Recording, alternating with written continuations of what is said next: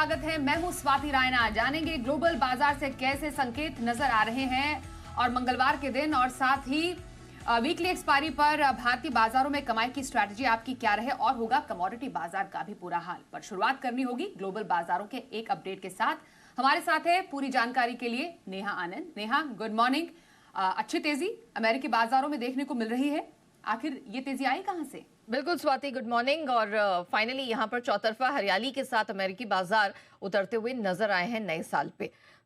डाउ और एस&पी में तो स्ट्रेंथ ही दूसरे दिन बढ़त देखने को मिली है और डाउ जोन्स इसने नए साल की शुरुआत में ही अपना एक पहला जो लाइफ हाई है वो आप कह सकते हैं जड़ दिया। तकरीबन 600 अंकों की स्ट्रेंथ दिखी। पहली बार 48,900 के ऊपर निकलता हुआ दिखा और 49,200 के पार हमने इसमें जो नया ऑल टाइम हाई है वो बनते हुए देखा है।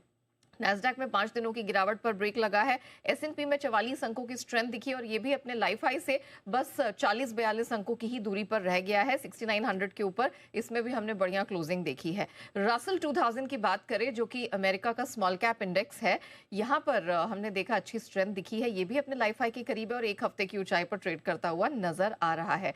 दरअसल हमने देखा कि जो भी जियोपॉलिटिकल तनाव बना ओवर द वीकेंड अमेरिका के वेनेजुएला पर हमले करने के बाद और उनके राष्ट्रपति को पकड़ने के बाद, उनकी गिरफ्तारी के बाद, तो ये सारे जियोपॉलिटिकल तनाव को फिलहाल मार्केट दरकिनार करके चल रहा है। इसी कारण से हमने स्ट्रेंथ देखी। फाइनेंशियल और एनर्जी स्टॉक्स में स्ट्रेंथ आई है क्योंकि अमेरिकी राष्ट्रपति ट्रंप ने सारी अमेरिकी तेल कंपनियों को कहा है कि आप जाइए और वेनेजुएला के तेल सेक्टर में, तेल स्पेस में आप बड़े निवेश करिए। इस कारण से हमने शेवरॉन में 5%, गोल्डमैन सैक्स में 4.25% की स्ट्रेंथ देखी। टेस्ला, अमेजॉन में भी 3-3% की मजबूती देखने को मिली है। ये हफ्ता इंपॉर्टेंट रहेगा क्योंकि सब जानना चाहते हैं कि अब फेड की मॉनेटरी पॉलिसी किस प्रकार की रहेगी और लेबर डेटा इसके लिए बहुत ही इंपॉर्टेंट इकोनॉमिक डेटा हो जाता है। बुधवार को अमेरिकी जॉब्स ओपनिंग और सर्विस PMI के नंबर आएंगे एंड ऑफ कोर्स हम देखेंगे अनएम्प्लॉयमेंट के, नॉन फार्म पेरोल के जो आंकड़े वो इस पूरे हफ्ते आते ही रहेंगे। डॉलर इंडेक्स यहाँ पर 6 दिनों की तेजी पर ब्रेक लगा है, लेकिन कल क्लोजिंग 98 पर ही हुई है। और अमेरिकी बॉन्ड यील्ड की बात करें, इसमें 4 दिनों की तेजी पर ब्रेक लगा है। 4.25% के नीचे 10 साल की अमेरिकी बॉन्ड यील्ड बनी हुई है। सोना, यहां पर हमने गजब की स्ट्रेंथ देखी है।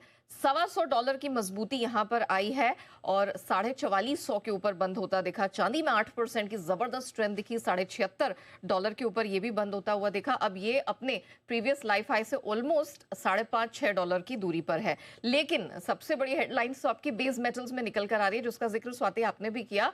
LME कॉपर लाइफ हाई पर पहुंच चुका है $13,000 के ऊपर। जिंक की बात करें 3 साल की ऊंचाई पर है। निकेल की बात करें अक्टूबर 2024 के ऊपरी स्तर पर है। और साथ ही आप अगर एल्यूमिनियम की बात करें तो ये हम देख रहे हैं ऑलमोस्ट 3.25 साल की ऊंचाई पर ये कमोडिटी जा पहुंचे। आइस कॉफी में भी हमने कुछ स्ट्रेंथ देखी, 2 से 3 हफ्ते की ऊंचाई पर है। तो मेटल मार्केट है, यहाँ पर जबरदस्त स्ट्रेंथ है। वहीं अगर आप कच्चे तेल की बात करें तो यहाँ पर कुछ सुस्ती के बाद थोड़ी सी अपटिक दिखी है, 1.5% के आसपास, $61 के करीब है। कोई बहुत फायरवर्क्स यहाँ देखने को नहीं मिले।